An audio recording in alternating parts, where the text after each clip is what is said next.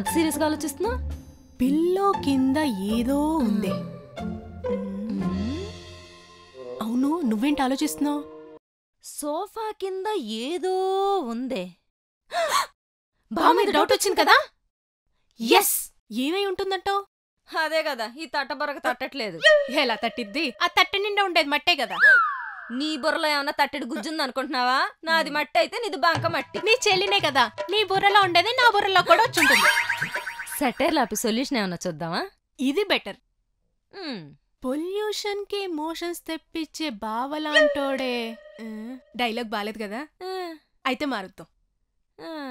Tension కే tension తెప్పించే బావలాంటోడే tension పడుతున్నాడంటే ఆ tension వెనకాల ఏదో గట్టి టెన్షన్ ఉందే.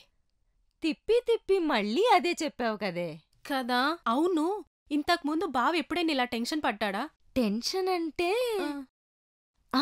ఒకసారి రోడ్డు మీద 100 రూపాయలు దొరికితే వాటిని ఏం చేయాలో తెలియక టెన్షన్ పడి తిరిగి నాకే తెచ్చి. ఇప్పుడు కూడా దొరికాయా? పండక్కి పొద్దునే కదా ఊరు నుంచి వచ్చింది. అయితే ఊర్లో దొరుకుంటాయి.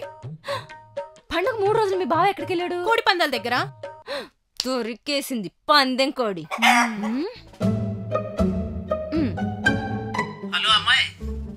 నాన్న, మొన్న కోడి పందాల్లో మీకెంతొచ్చాయి?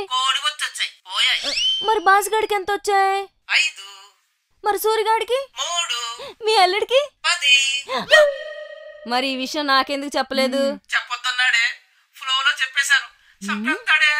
ఇప్పుడు ఈ విషయం నాకు చెప్పావన్న సంగతి మీ అల్లుడికి చెప్పావనుకో చెప్పకే.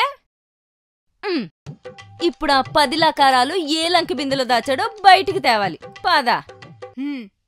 చారి గారు, టెన్షన్ ఏం లేదు. ఎక్కడ దాయాలో అక్కడ దాచేసా. ఎక్కడా? షార్ట్ కట్ లో చెప్తాను, క్యాచ్ చేయండి.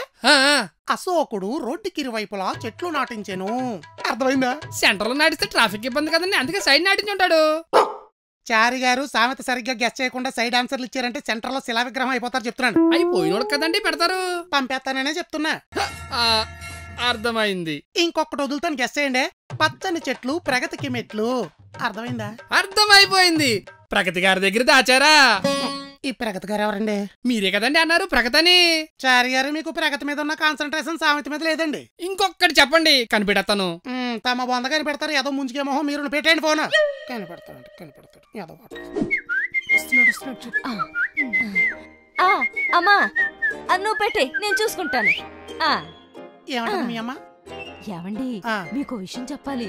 మా నాన్నకి కోడి పందాల్లో డబ్బులు వస్తే పోయాయని చెప్తున్నాడు. మావయ్య గారికి డబ్బులు వచ్చాయా? నాకు కూడా చెప్పలేదే.